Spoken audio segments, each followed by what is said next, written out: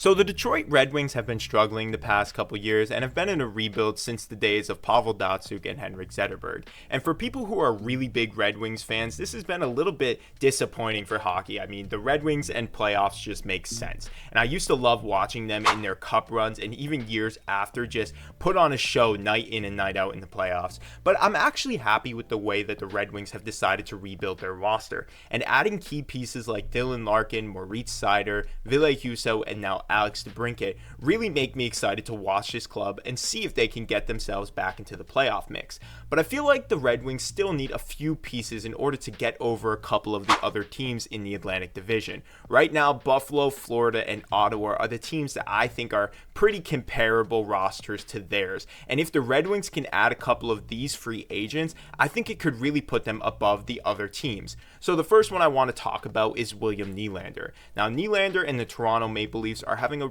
pretty tough time getting a contract down right now. Nylander wants to make somewhat around $10 million, and the Leafs are really only looking to offer him $8 million. And with an Austin Matthews contract looming over the Leafs, it feels like this deal might not happen. And if Nylander hits the market, I think the Red Wings should be the top team competing for this guy. He would make a great fit with Larkin and newly acquired DeBrincat, and really add some star power to a Red Wings team that is sort of in the mix of things right now, but just needs a few more offensive key pieces. And the next guy I want to talk about that may not be a future guy for the Red Wings, but could be a now guy, is Vladimir Tarasenko. Now, this deal doesn't make as much sense for the Red Wings right now because they have a young roster, and Vladimir Tarasenko is maybe considered a veteran at this point, even though he still puts up a bunch of points. His production with the Rangers last year was insane, and adding him to the Red Wings would be a good piece to help them maybe get into a wild card spot right now.